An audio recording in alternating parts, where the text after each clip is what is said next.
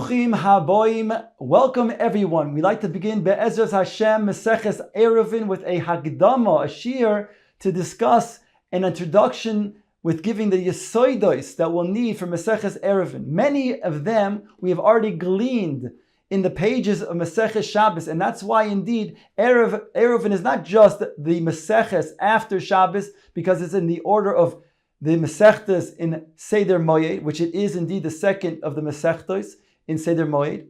But indeed, it's really a hemshech of Dinei Shabbos, because after all, we learned in Masechet Shabbos at the Mishnah Daf Ayin Gimel Amud Aleph 39 avos malachos, and the Mishnah lists the 39th of these 39 malachos as being moitzim reshus l'reshus. That is really the central theme of Eruvin, whereby we discuss in Eruvin three main topics. Two of them are directly related to Hoitzah. First of all, in regards to mechitzos, which would define, we need to understand how to when we misakein the mechitzos so that we can metaltel within those walls. That's one subject that the Masechta deals with at length. In addition, an additional topic related to Hoitzah is in regards to if a person wants to go from Reshus HaYachid, for example, a bias to another bias, or a bias to a chatzar, or vice versa, or even a bias to a chatzar to a mavui. All of these things need a tikkun. And when a person then wants to travel, wants to walk between a bias and a chatzar, or vice versa, he needs the tikkun called Eruv Chatzeros. So that's discussed at length. In addition, there's another topic that's explained in length in the Masechta, and that's in regard to Tchumim, which again we've gleaned many of these Yesoidos in the pages of Masechet Shabbos. Tchumim, we know, is a person has a residence that he establishes in the beginning of Shabbos, and he can go only 2,000 amos outside of those residences. Either going beyond, there's an Isser D'Rabbanan, and some Tanoim, including Rabbi Akiva, hold that's indeed an Isser D'Araisa of Tchumim. So there's something called Eruv Tchumin. In certain circumstances, one can extend those 2,000 amos in one direction. So the Masechta is called Eruvin, primarily because the Eruv Chatzeros and Eruv Tchumin that it discusses at length. Once we are talking about the Malach of Hoitzah and then the additional Isser D'Rabbanans to then be Moitzim Reshus L'Reshus, we have to understand what are the Daled Reshuyos. Beginning with the Reshus HaYachid, that's a Reshus that's D'Araisa. There are two Reshuyos that are D'Araisa, the first one being Reshus HaYachid, and that's defined as being something that's Mukaf Mechitzos, it has walls around it, and it is the Shetach of at least Dalid al Dalid Tfachim, and the walls that it surrounds are at least 10 Tfachim high. The Reshus HaYachid goes up Ad L'Rakia. Examples of the Reshus HaYachid, not only the classic example of a bias, but also when you have, for example, a bore that is 10 amos deep, and it has a shetach of daled al daled tfachim, that would also be considered to be a reshus hayachid. Similarly, on the other direction, if you have a tail, that means you have a mound of dirt that goes up asar tfachim, and it is a shetach of daled al daled tfachim, that itself is considered to be a reshus hayachid. So if a person wants to take an object that's on top of this mound, that would be a problem if he's going then to pick it up and then bring it to the reshus harabim, and that would be an iser d'araisa of hoitzah. The second reshus is also a reshus d'araisa, and that's the reshus harabim. The reshus harabim is, of course, the public usage, which is defined as 16 amos wide, and it's sometimes a public thoroughfare within the city, or goes a road from one city to another city that the public travels. It can also be a plaza where there's a shuk, where there's a lot of people who are involved and using those streets, that area. That's a reshus harabim. The reshus harabim, it limits itself up to asara tfachim. Beyond asar tfachim is no longer a reshus harabim, it's a makam petur, which we'll discuss momentarily. Some hold that reshus harabim also has a requirement of 600,000 people that travel in that area, in that reshus harabim. Those are some of the Rishitis of the Rishonim. The third Rishus are the Rishus Dirabanan. That's the Rishus that's not a Rishus Harabim and it's not Rishus HaYochid. It's a Karmelis called the Rabbanan Rishus of Karmelis. It is something that does not have Mechitzos and it has at least Daled al Daled Tfachim, but because it's not used by the public, it can't be a Rishus Harabim. It's not enough to be considered Rishus Harabim. It's not 16 amos wide. That area is called a Karmelis. And that's an area that's, again, defined by the Rabbanan as being a in between a Rishus Harabim and Rishus HaYochid. It's not one or the other. That's why the name Karmelis also indicates that. Because the pasuk in Yeshaya says, Yaroi Karmeloi. Karmelo refers to a big yar, a big forest. A forest is such an area where it's not belonging to, as considered to be a Rishus HaYochid, doesn't have walls around it. And it's not a Rishus Harabim because people, for the most part, do not travel and it's not used by the public. So therefore, it's called a Karmelis, again, this middle type of definition, which is rabbinic in nature.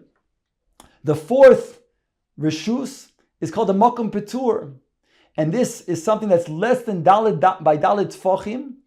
And such a thing is also Dirabanan. Now, if a person will go from a one Rishus HaYochid to the Rishus Harabim, that's a Hotzah, which is Chayiv Midiraisa. If he does so, B'mezid, he's Chayiv Kores. If he has Hasra, he's Chayiv Skila. And if it's B'shoigeg, he's Chayiv Chatos. Not only if he goes from Rishus HaYochid to Rishus Harabim, but also vice versa. That's the Malacha Midiraisa of Hotzah. The told of that Malacha, which is also equally in Isser Deraisa, is Daled Amos in the Rishus Harabim. If a person carries an object, Daled Amos in the Rishus Harabim, he will be Chayiv also.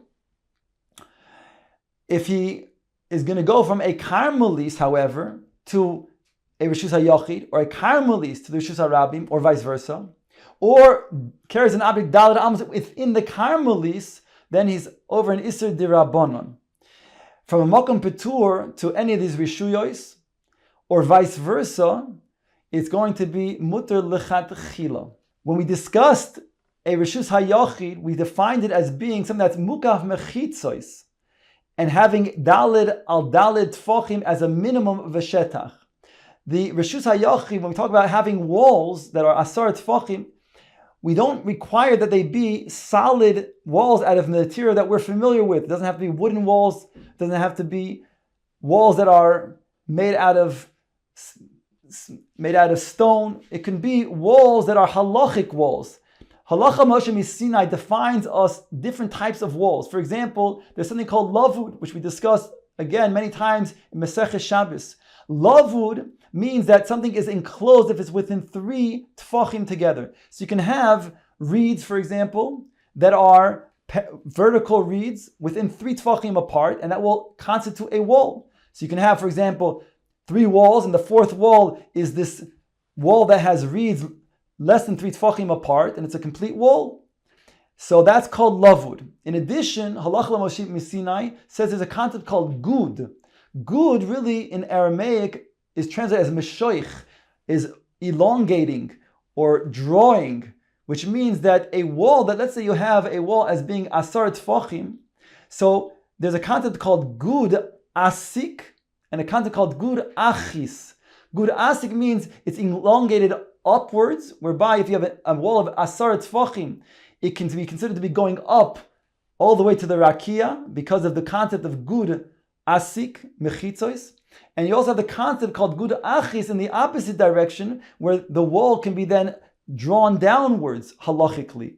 There it's more limited because if it's going to be high off the ground, that would be probably many instances a problem because you have to have so that gedim are not boiking boy, because if they do, if you have little goats that can walk through, then it can mevatel the concept of the mechitza of the wall. So therefore, in general, you have the concept of gud both in asik and achis, but it's limited in regards to going down in achis. There's another halacha l'Moshe Misina which we call pitikra yored v'soisen. This means that if you have a beam, you can take the edges of the beam and again, creatively, halachically, they can be drawn down. So if you have, let's say 3 walls, and the 4th is not a wall at all, physically, but it's a beam. You can take the ends, the edges, and halachically they can be brought down as being a fourth wall. That wall of pi tikra yared v'soisem has a requirement that it be straight, that the tikra be straight, that the beam be straight, and it also be a minimum of dalet tfochim. There's an additional concept, midrabanan, which is also a concept halach l'moshe misine called tzuras hapesach, and that is that if you have on each side a beam or even a reed, then it could be on each side with a reed on top, even if it's not actually on top physically, but it could be higher on top. In other words, it's over these two vertical call it mezuzos.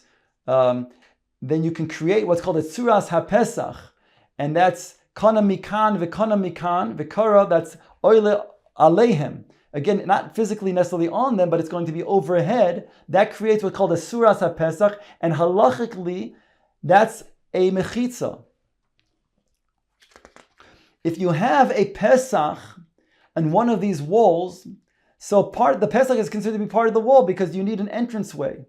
However, if the pesach is either more than 10 amos long, or even if it's less than 10 amos, but it's the majority of the wall, then we consider it to be a pirtza. It's not considered to be a pesach, and therefore it's mevatel the mechitza. We said min hatara, it's mutter letaltel from one reshus hayachid to another reshus hayachid, meaning from, let's say, a bias to a bias, or a bias to the chotzer, or a chotzer to a mavui. But the chachamim were concerned with different considerations, that if a person were to be allowed to walk, for example, to a bias, from a bias to a chotzer, then he also may walk from the chotzer to the reshus harabim, or if he's able to walk again from the bias to the chotzer, he may also walk within the reshus harabim itself. So the chachamim enacted, before we talk about the enactment, the way that it was set up in the times of Chazal, which again we spoke about several times in Maseches Shabbos, is that they would have a chotzer, and the chotzer had several houses within the chotzer itself. And therefore, they used the chotzer for different usages. People would they would hang their laundry, they would cook in the chotzer, put their pots in the chotzer, whatever it was, they used the chotzer altogether. So the Chachamim said, even though the chotzer is really a reshus hayachid midi'araisa, but again, if a person were to take something from the bayis and go into the chotzer, so since it has communal use and is used by the populace, by the rabbim, one might think that you can also bring into the reshus harabim, or if you can carry within the chotzer itself and go from the chotzer to the mavui, or whatever it is, or within the mavui itself, one might think that you can also carry not only from the mavui to the reshus harabim, but also within the reshus harabim itself. So they enacted what's called Eruv Chatzeros. Eruv Chatzeros enables a person to carry from a bias to a bias, or a bias to a chotzer within that chotzer, by basically adjoining all of the people who live in that chotzer together. How do they do that? By everybody that lives in that chotzer taking a loaf of bread and putting it into one of the batim, whereby they now become mu'urav, they become now enjoined, so that there's really only one residence, whereby therefore you can go ahead and carry from a bias to a bias, or from bias to the chotzer, or vice versa. The mavui was also set up in the times of Chazal, that there was many chatzeros that would lead into a mavui, and the mavui would lead into the reshus harabim. So the mavui would have either what's called a mavui that's sasum, that's really only open on one side but closed on all three sides, and the one side that's open, it's open to the reshus harabim, or a mavui that's called mefulash, where it's open on two sides, and one of those sides going into the reshus harabim. So the Chazal then were concerned that if a person were to then be able to carry within the mavui itself, he might also carry within the reshus harabim. So therefore, they want to then make the mavui, which is again min hatara, a reshus hayachid, and they wanted to make it so that it's not a problem midirabanan either to carry within the mavui. Therefore, they instituted a tikkun by allowing a person to put at the end of the mavui a post, and at that post called a lechi, which would be on the outer side of the mavui, leading into the Rishus Harabim. Or alternatively, they allowed you to put a crossbeam called a kaira, and that crossbeam also would then be a tikkun to allow one to walk within the mavui itself. However, even after the lechi and the mavu and the kaira, there's still a concern that a person might walk from the chatzir to the mavui, whereby they instituted, just like they instituted an erev chatzeros between the houses and the chatzir, they instituted a shitufei mavois to allow those in the different chatzeros to carry into the mavui. And this is a similar concept as erev chatzeros, where they would have a certain amount of food that they would put in one of the chatzeros or in one of the batim, and they would then again they would combine themselves into be considered one residency. So therefore that would be an enactment that will allow them to carry again from the chatzir to the mavi or vice versa. There's an additional concept that we said before, that a Rishus HaYachid is defined by being encircled by walls, being mukav v'mechitzos, but if it's such a large shetach inside, 50,000 amos, and it's not used for residential purposes, so instead of being a Rishus HaYachid, the Chachamim gave it a title called a karfif, and that has the same designation as a karmelis, whereby one cannot carry dalad amos within the karfif, and he cannot carry from the karfif to the Rishus HaYachid, and vice versa, and they can't carry from the karfif to Rishus HaRabim, and vice versa. In regards to tchumim, we said that tchumim requires that a person does not go beyond the 2,000 amos from his residence. How do we define his residence? If he's in the middle of nowhere, he's in the middle of a desert, then it's 2,000 amos from his 4 amos. So outside his 4 amos, 2,000 amos, in every direction he can go ahead, but not beyond those 2,000 amos, because that's a problem of tchumim. If he's in a house, then that house, let's say a standalone house, then the house outside 2,000 amos from the mechitza of that house, he has in all directions. If he lives in a proper city, then it would be 2,000 amos from the limits of that city. So therefore, there's an isser of tchumim going beyond 2,000 amos on Shabbos. The Chachamim made a special enactment for certain purposes of mitzvah purposes, where a person can extend that 2,000 amos. So for example, if he wanted to go to the east, an additional 2,000 amos, so he can then establish residency in the beginning of Shabbos by taking 2 su'udos of food and putting it 2,000 amos away, 2,000 amos from his original place. Let's say he's in the city, 2,000 amos to the east, and establish residency at that 2,000 amos, whereby on Shabbos you'll be able to go another 2,000 amos in that direction. But of course, he can't go beyond 2,000 amos as a radius from where he established residency. That's called Eruv Techum, which is another subject that's spoken about at length over here. I'd like to conclude with defining what are the measurements of the things that we spoke about, of a tefach, of an amma. A tefach is really 4 gudalim.